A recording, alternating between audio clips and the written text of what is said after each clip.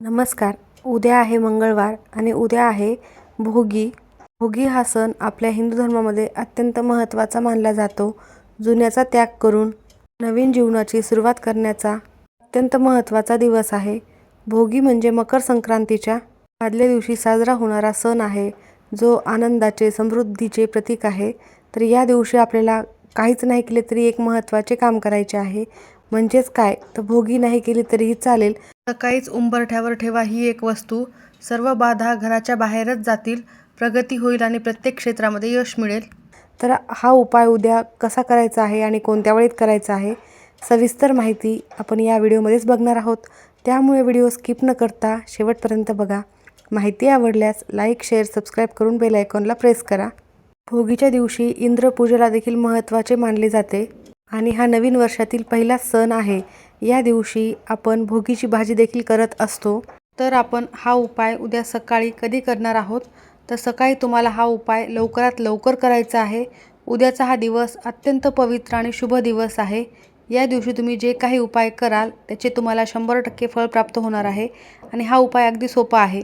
तुम्हाला जर अनेक ठिकाणची, कुठल्याही ठिकाणची जर बाधा झालेली असेल, कधीकधी आपण घराच्या बाहेर जात असतो आणि तिथली जागा चांगली नसते, तिथून नकारात्मकता आपल्यासोबत आपल्या घरी येत असते आणि त्यामुळे घरामध्ये सतत वादविवाद, क्षुल्लक कारणावरून भांडणे, चिडचिड किंवा मग मुले कोणाचे घरच्यांचे ऐकत नाहीत किंवा कोणीही कोणाचे ऐकत नाही किंवा घरामध्ये सतत आजारपण, अनेक अडचणींचा सामना करावा लागणे किंवा मग अत्यंत महत्त्वाचे कामे जे आपली पूर्ण होत आलेली असतात, परंतु होताच ते अपूर्ण राहतात.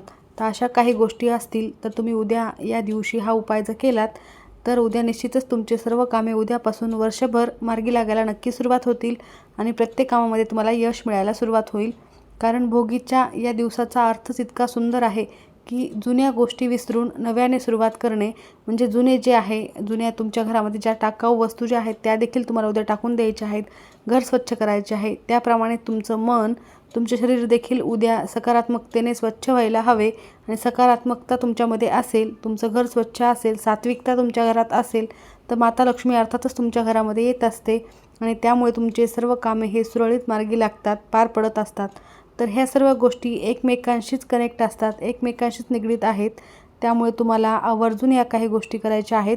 अशा विशेष तिथीवर जर तुम्ही यासारखे छोटे पण प्रभावी उपाय आणि मनोभावे जर केले तर निश्चितच त्याचा तुम्हाला लवकरात लवकर फायदा हा होत असतो. कारण उद्यापासून सुरू होणारा हा मकर संक्रांतीचा सण हा अत्यंत महत्त्वाचा आहे. कारण की वर्षातील सर्वात महत्त्वाचा सण, हा सण 3 दिवस चालत असतो, तो म्हणजे मकर संक्रांतीचा सण. आदल्या दिवशी भोगी साजरी केली जाते, दुसऱ्या दिवशी मकर संक्रांती आणि तिसऱ्या दिवशी किंक्रांत साजरी केली जाते. तिन्ही दिवस अत्यंत महत्त्वाचे दिवस आहेत. तर उद्या मंगळवार 13 जानेवारी रोजी भोगी साजरी केली जाणार आहे. तर या दिवशी तुम्ही एक वेळेस भोगी नाही केली साजरी तरीही चालेल. सकाळीच हा उपाय तुम्ही जर केलात तर सर्व दोष, सर्व संकट दूर होतील, प्रगती होईल, यश, कीर्ती प्राप्त होईल. उद्या मंगळवारी भोगी साजरी केली जाणार आहे. भोगीच्या दिवशी भोगीची भाजी म्हणजे मिश्र भाजी आणि बाजरीची भाकरी ही तीळ लावून केली जाते आणि याचा नैवेद्य देखील देवाला दाखवला जातो आणि प्रत्येकजण याचे सेवन करत असतात. या दिवशी अशा प्रकारे भाजी आणि भाकरी करून त्याचा नैवेद्य देवाला दाखवल्यास आपल्या आयुष्यातील सर्व संकटे दूर होत असतात. त्यासोबतच तुम्हाला अशा विशेष तिथीवर काही उपाय करणे देखील खूप महत्त्वपूर्ण मानले जातात.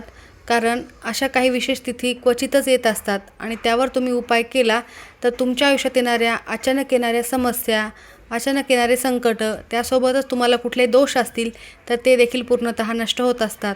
आणि उद्या भोगी आहे. भोगी हा दिवस पितृदेवताला देखील समर्पित आहे. म्हणून पितृदेवतांचा पितृदोष देखील नष्ट होण्यासाठी, त्यांना मोक्षप्राप्ती होण्यासाठी आणि आपल्या इच्छा मनोकामना पूर्ण होण्यासाठी असे काही उपाय करायचे असतात. हा उपाय घरोघरी करायलाच हवा. यामुळे नक्कीच सकारात्मक बदल तुमच्या घरामध्ये झालेला नक्की दिसेल. अनेक ठिकाणी भोगीच्या दिवशी भोगविडे करण्याची देखील परंपरा आहे. विड्याच्या पानांचा आणि सुपारीचा भोगविडा तयार केला जातो. असे 7 सुवासिनींना भोगविडे दिले जातात. संध्याकाळी हा सण साजरा केला जातो. परंतु तुम्हाला भोगीच्या दिवशी सकाळी हे काम आवर्जून करायचे आहे. सौभाग्यवतीचा हा सण आहे आणि सौभाग्य अखंड टिकून राहावे, तुमच्या आयुष्यात कधीही कोणत्या समस्या येऊ नयेत, यासाठी तुम्हाला हा एक उपाय आवर्जून करायचा आहे. कारण हा वर्षातून एकदाच हा उपाय करता येतो, तो म्हणजे भोगी या सणाच्या दिवशी. म्हणजे संक्रांतीच्याच या सणाच्या 3 दिवसापैकी एके दिवशी किंवा 3 दिवशी केला तरी चालेल. कधीकधी आपल्या आयुष्यात अनेक अडचणींना सामोरे जावे लागते. आपल्या काही चांगले आणि वाईट दोन्ही कर्म कळत नकळत घडलेले असतात आणि या कर्माचे आपल्याला भोग भोगावे लागत असतात. तर भोगीच्या या शुभ दिवशी या सर्व भोगांपासून सुटका होण्यासाठी हा उपाय करायचा आहे. हा उपाय केल्यामुळे सर्व बाधा तर दूर होतीलच, परंतु तुमच्या आयुष्यात कोणतेही संकटे येणार असतील तर त्याआधीच ते नष्ट होतील. नकारात्मकता जर तुमच्या अंगामध्ये असेल, तुमच्या घरामध्ये असेल तर ती देखील पूर्णतः नष्ट होईल. इडापिडा नष्ट होईल. अर्थातच या सर्व समस्या दूर झाल्या तर दारिद्र्य संपेल. कारण माता लक्ष्मीला घरामध्ये स्वच्छता, सकारात्मकता आणि कोणतीही बाधा नसलेली हवी, तेव्हाच माता लक्ष्मी तुमच्या घरामध्ये प्रवेश करत असते. आणि म्हणूनच माता लक्ष्मीच्या अखंड आशीर्वादासाठी देखील तुम्हाला हा उपाय करायचा आहे. यामुळे तुमच्या घरादाराची प्रगती देखील होणार आहे. तर उद्या हा उपाय कोणत्या वेळेत करायचा आहे? तर उद्या भोगीच्या दिवशी हा उपाय तुम्हाला सकाळीच करायचा आहे. सकाळी तुम्ही ब्रह्ममुहूर्तावर उठून स्नान करून लगेचच हा उपाय केला तरीही चालेल. तर सकाळी तुम्हाला ब्रह्ममुहूर्तापासून ते 9:30 वाजेपर्यंत कधीही हा उपाय करता येईल. ह्या वेळेतच तुम्हाला हा उपाय करायचा आहे. तर हा उपाय करण्यासाठी उद्या सकाळी तुम्हाला लवकर उठायचे आहे, अभ्यंग स्नान करायचे आहे आणि उद्या अंघोळीच्या पाण्यामध्ये आवर्जून तुम्हाला काही वस्तू टाकायच्या आहेत.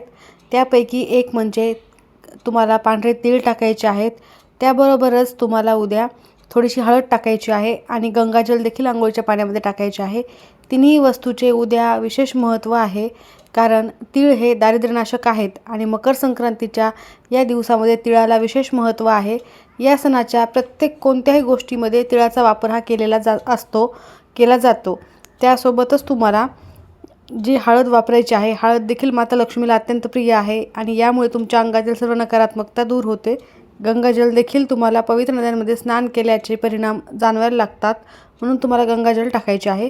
या तिन्ही वस्तू टाकून स्नान करून शुचिर्भूत झाल्यानंतर तुम्हाला स्वच्छ कपडे परिधान करायचे आहेत व त्यानंतर तुम्हाला सूर्यदेवताला अर्घ्य द्यायचं आहे. अर्घ्य देत असताना स्वच्छ तांब्याभर पाणी घ्यायचे आहे. पाण्यामध्ये हळद, कुंकू, अक्षता, एक फूल टाकायचं आहे. त्यामध्ये थोडेसे पांढरे तीळ टाकायचे आहेत आणि पूर्वेकडे तोंड करून तुम्हाला सूर्यदेवताला अर्घ्य द्यायचे आहे. ओम घृणी सूर्याय नमः या मंत्राचा कमीत कमी 11 वेळेला तुम्हाला जप करायचा आहे व त्यानंतर सूर्यदेवताला नमस्कार करायचा आहे. त्यानंतर तुमच्या देवघरातील देवांची विधिवत पूजा करायची आहे. देवघरातील देवांना अभिषेक करत असताना त्यांच्या अभिषेकाच्या पाण्यामध्ये थोडेसे तुम्हाला पांढरे तीळ आवर्जून टाकायचे आहे व त्यानंतर अभिषेक करायचा आहे. स्वच्छ पुसून देवघरातील देवांची विधिवत पूजा करून घ्यायची आहे. त्यानंतर तुम्हाला तुमच्या देवघरातील दिवा देखील प्रज्वलित केलेला त्यावेळेला असतोच. वातावरण हे देखील शुद्ध असते व त्यानंतर लगेचच तुम्हाला हा उपाय करायचा आहे. उंबरठा हे आपल्या घराचं सर्वस्व असतं. तिथूनच आपल्या घरामध्ये नकारात्मकता, सकारात्मकता, लक्ष्मी, अलक्ष्मी प्रवेश करत असतात. तर लक्ष्मीनेच प्रवेश करावा, अलक्ष्मी दूर पळावी यासाठीच आपल्याला हा उपाय करायचा असतो.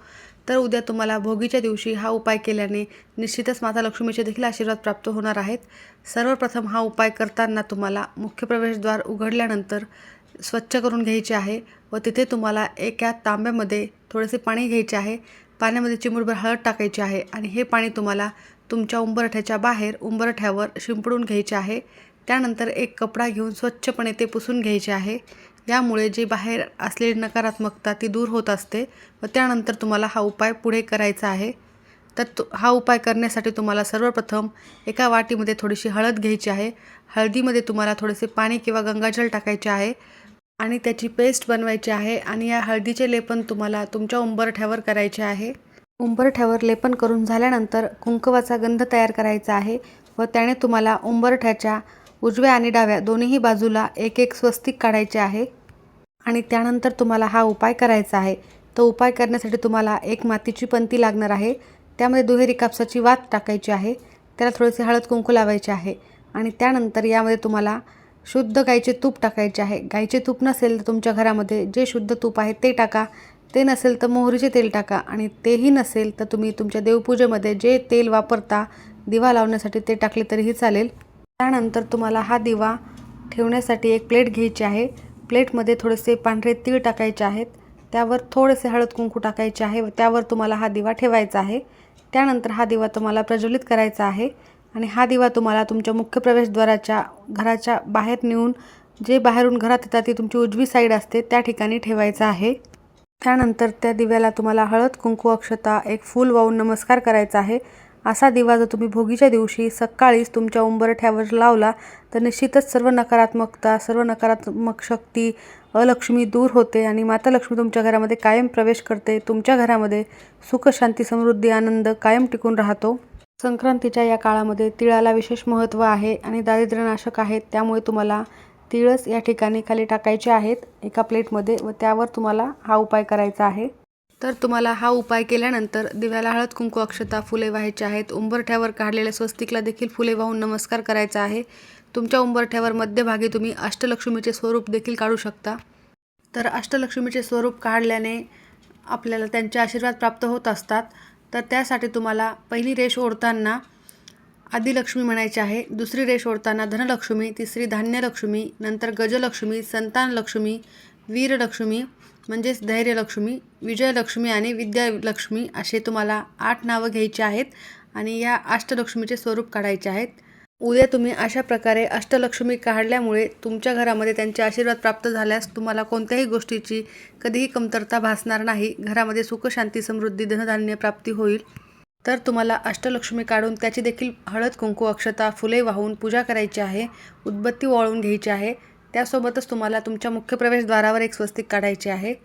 तर तुम्ही उद्या भोगीच्या दिवशी हा उपाय आवर्जून करायचाच आहे आणि हाच उपाय तुम्ही मकर संक्रांतीला केला तरीही चालेल, दोन्ही दिवशी केला तरी उत्तम ठरेल. नक्की करा. तुम्हा सर्वांना मकर संक्रांतीच्या खूप खूप शुभेच्छा. तिळगुळ घ्या, गोड गोड बोला आणि माहिती आवडली असेल तर नक्की लाईक करा. सर्वांचे खूप खूप धन्यवाद.